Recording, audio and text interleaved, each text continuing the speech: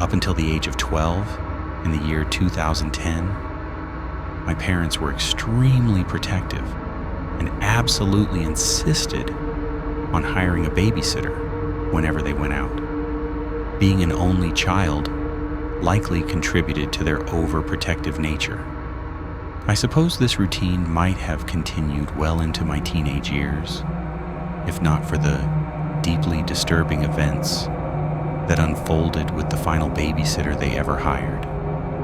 His name was James. He was an 18-year-old high school senior, and this was only the second time he had been tasked with watching me overnight while my parents attended a late function.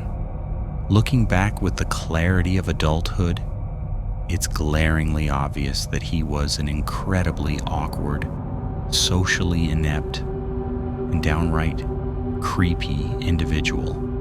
He rarely spoke, avoided eye contact with my parents, and completely lacked any fundamental understanding of personal space.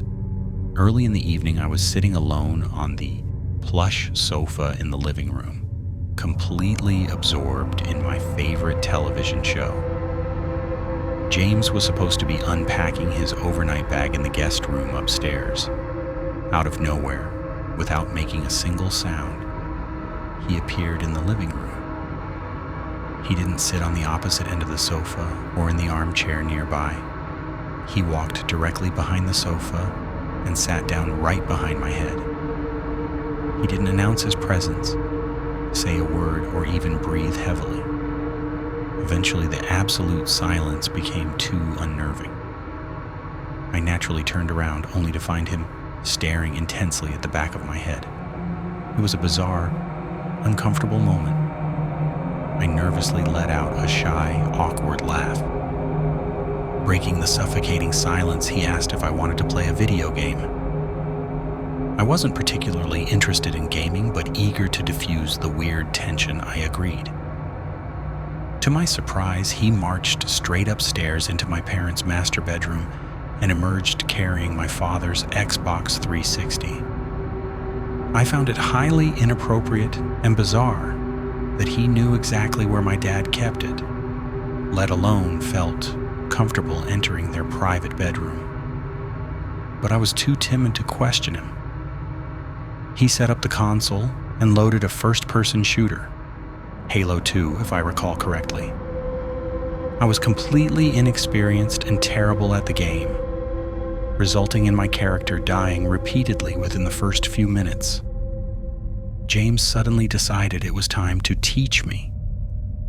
He moved from his spot and sat practically on top of me. He reached around me, grabbing both of my hands to guide my thumbs on the controller. The extreme physical proximity immediately set off alarm bells in my head. His chest was pressed firmly against my back, his breathing heavy in my ear. He held my hands tightly, trapping me against him under the guise of showing me the controls. The suffocating closeness lasted for several highly uncomfortable minutes before I finally mustered the courage to pull away. I shyly mumbled, "I don't like this game. I want to stop." A flash of visible anger crossed his face, but he quickly masked it, gruffly saying, "Okay," before sliding back over to play by himself. Unsettled, I quickly retreated to my bedroom upstairs, turned on the television for background noise, and eventually drifted into an uneasy sleep. I don't know what time it was, but I woke up suddenly. My dark bedroom was illuminated only by the frantic, flashing white light of the TV screen. As I sat up, the metal springs of my mattress let out a loud, grinding crunch.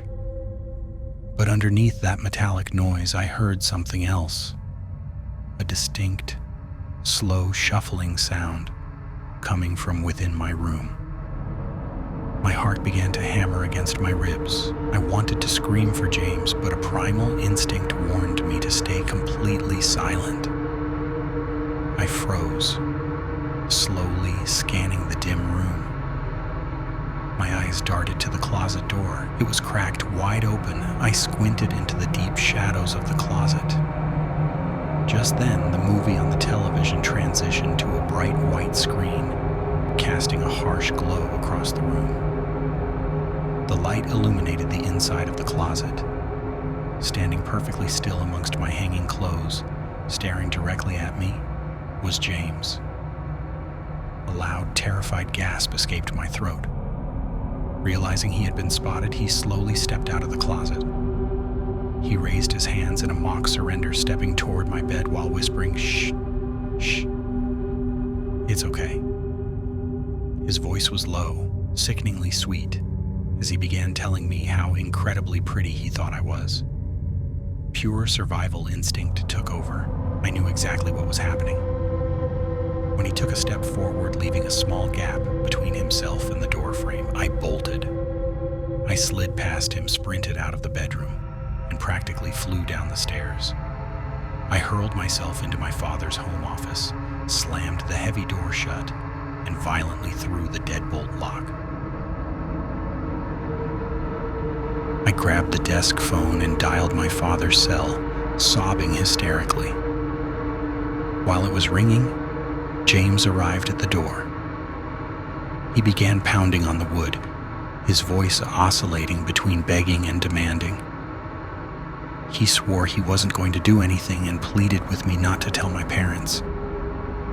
My father was absolutely furious on the phone. He ordered me to stay locked in the office and said he was speeding home.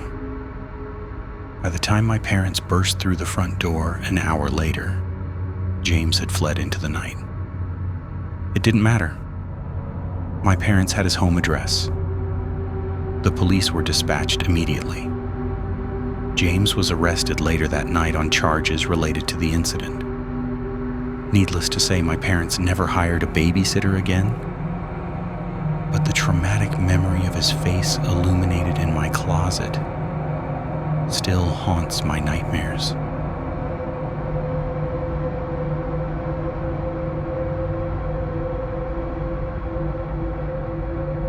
I had just hung up the phone with my own mother, saying goodbye as I walked up the driveway to babysit for a new client. The child's name was Tyler. His mother greeted me at the front door in a frantic rush. She had quickly briefed me over the phone so she could catch a waiting taxi to the airport for a weekend business trip. Within 2 minutes of my arrival, she was gone, leaving me alone with the house for the entire weekend. Tyler was a sweet 5-year-old boy diagnosed with autism. I knew this weekend would require patience and a different approach to caregiving.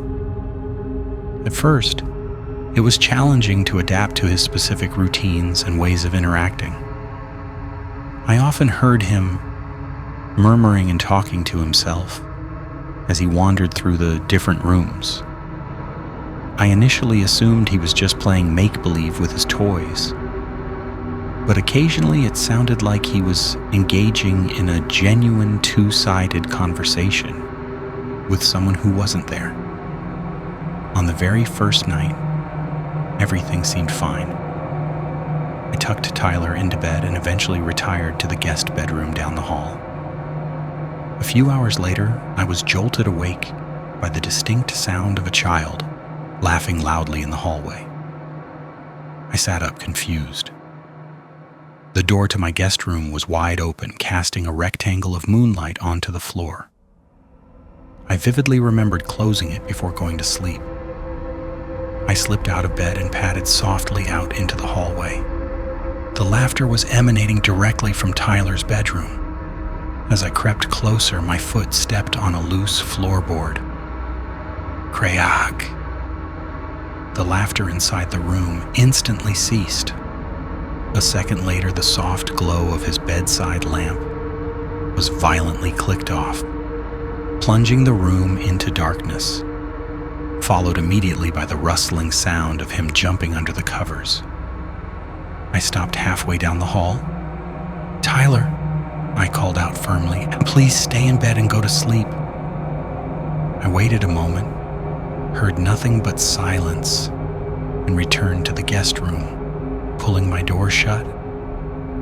The next morning, I tried to ask him what he was doing up so late, but he remained nonverbal on the subject, quickly returning to his toys.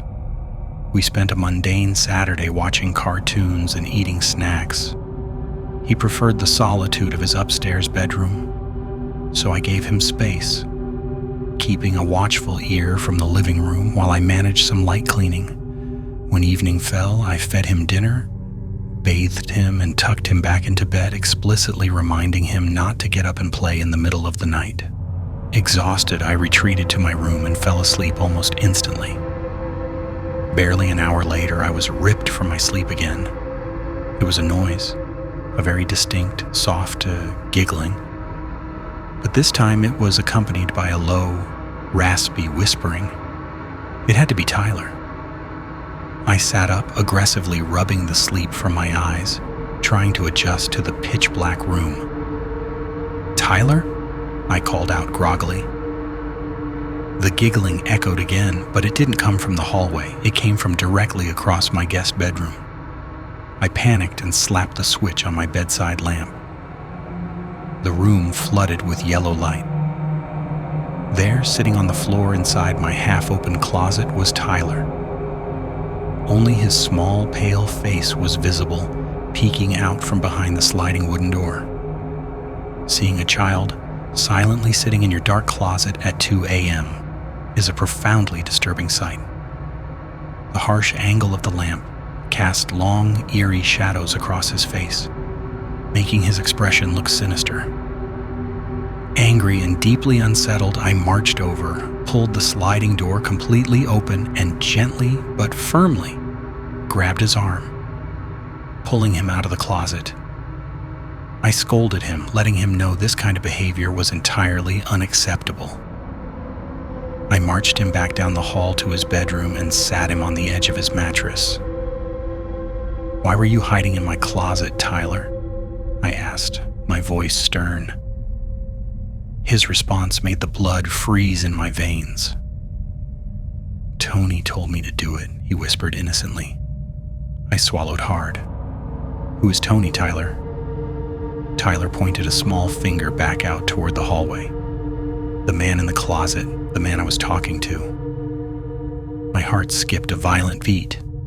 My mind raced to rationalize it. It's just his autism. It's an imaginary friend. It's a wild imagination. I forced a shaky smile, tucked him tightly under the covers, and warned him that there would be serious consequences if he got out of bed again. I walked back to the guest room, stepped inside, and firmly shut the door. I climbed back into bed, pulling the covers up to my chin, but Tyler's words echoed relentlessly in my head. The man in the closet.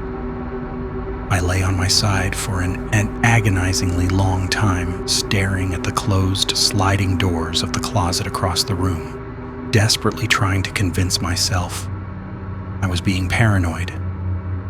Suddenly, a sound shattered the silence. Thud. It was the distinct, heavy sound of something inside the closet, shifting and accidentally bumping against the inside of the sliding door. It didn't sound like a falling shoebox. It sounded like a heavy human knee knocking against the wood. My breath hitched in my throat. I stared at the door. Hoping against hope that the child had sneaked back in, I called out, "Tyler?" Dead silence. I raised my voice, shouting loud enough for it to echo down the hallway into his room. "Tyler?" From down the hall, muffled by the walls, Tyler's small, tired voice yelled back, "Yes." Absolute, sheer terror exploded in my chest.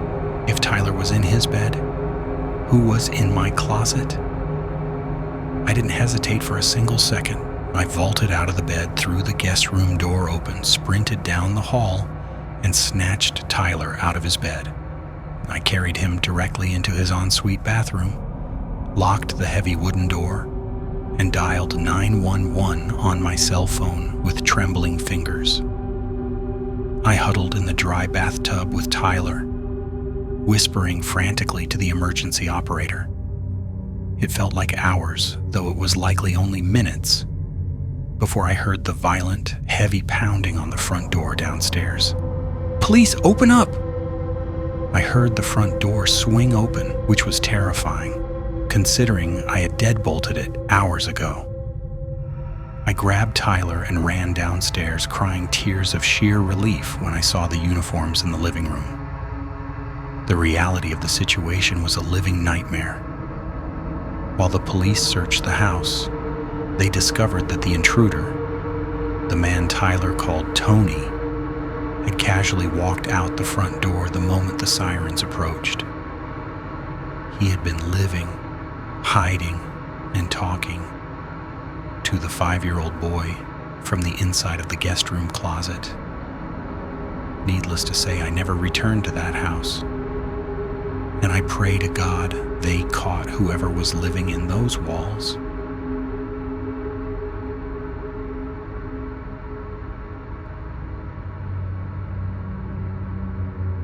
Growing up, both of my parents worked incredibly demanding, full-time jobs.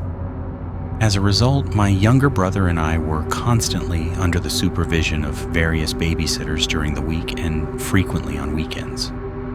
I was 10 years old and my little brother, who I'll call T, was 6. One particular Saturday evening, my mother was away on a business trip in Italy, and my father got unexpectedly called in for a mandatory night shift.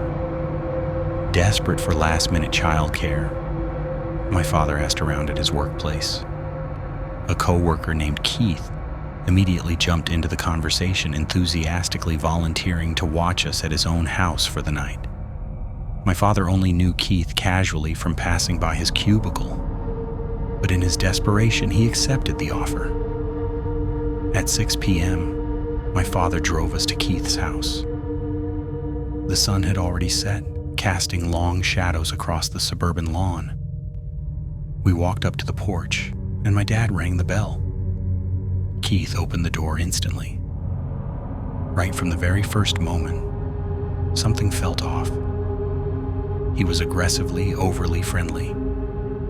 He plastered a massive, unblinking smile across his face that never seemed to fade, regardless of the conversation topic. He chatted animatedly with my dad for a few minutes while we stood awkwardly on the porch. As soon as my father pulled out of the driveway, Keith locked the front door and turned his intense focus entirely onto me and my little brother. He gave us a brief tour of the downstairs before leading us into the living room. My eyes immediately lit up when I saw a Nintendo GameCube sitting beneath the television. Keith stood motionless in the archway of the living room. He rested his hands on his hips, maintaining that wide, unblinking smile, just watching me with an unsettling intensity as I excitedly hooked up the controllers and booted up a Sonic game. After a few minutes of watching me play, Keith turned to my 6-year-old brother. "Come upstairs with me, T," he said, his voice sickeningly sweet. "I have some special toys and games up in my room just for you." T looked hesitant but followed Keith upstairs. Left alone, I played the game for a while, but the house was too quiet, and the weird energy in the air made it hard to focus. I got bored, dropped the controller on the carpet, and decided to go upstairs to find them. The second floor was a long, wide hallway, lined with several open, dark rooms. However, at the very end of the hall, one door was tightly shut. Assuming they were in there, I walked down the hall, turned the doorknob, and pushed the door open. The room was almost entirely pitch black. The only source of light was the glaring blue glow of a large computer monitor sitting on a desk in the corner. Neither Keith nor T were in the room. Drawn by the glowing screen, I walked over to the desk. My confusion quickly morphed into a deep, sickening dread. The monitor was displaying a live feed from 2 separate hidden surveillance cameras. The first feed showed an empty, dimly lit bedroom. The second feed showed a different angle of what appeared to be a playroom. Sitting on the carpeted floor of that room were Keith and my little brother. I leaned closer to the screen, my stomach tying itself into a tight knot. I watched in horror as Keith leaned in with an unnerving predatory closeness, his hands hovering over T and making strange, lingering gestures toward my brother's shoulders in a way that felt deeply wrong and invasive. Suddenly, Keith stopped moving entirely. He dropped his hands and just sat there on the floor, staring intensely at my brother with that same frozen, psychotic smile. My brother looked up at him, visibly uncomfortable and incredibly confused. They sat like that in total silence. I could see Keith's lips moving, whispering something to T, but the camera had no audio. Desperate to figure out what was happening, I grabbed the computer mouse and blindly clicked on the screen, scrolling the little wheel in an attempt to find a volume control.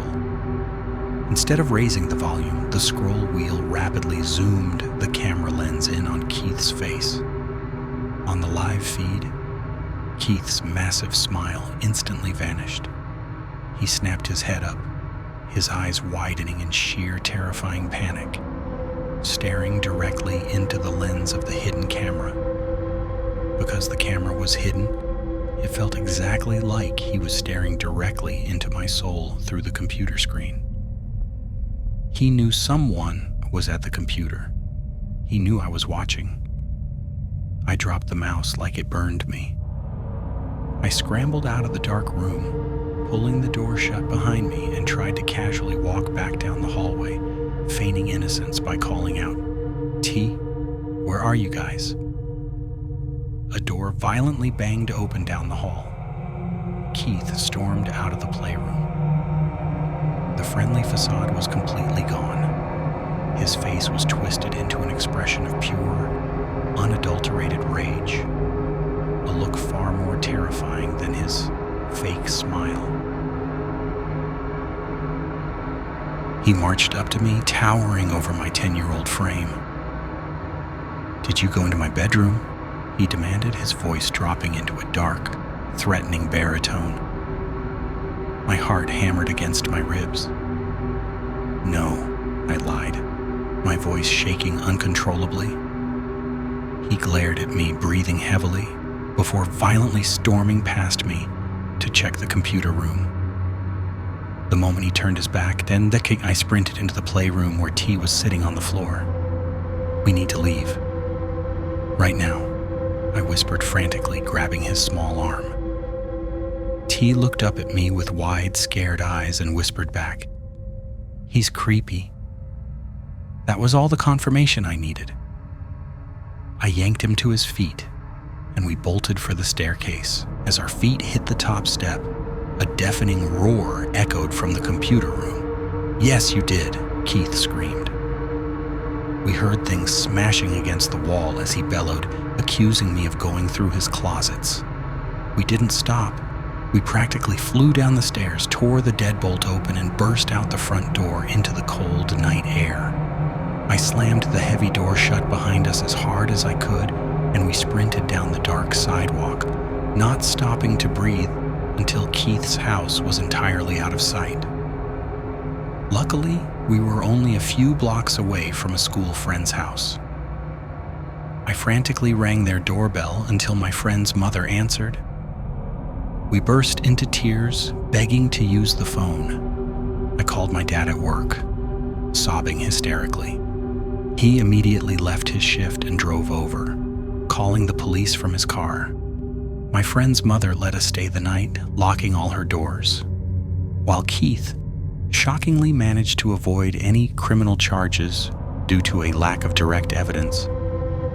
My father ensured there were severe professional consequences. He brought the incident directly to their mutual boss, and Keith was immediately and permanently terminated. To this day, I refuse to ask my brother what Keith whispered to him in that room, terrified of what the answer might be.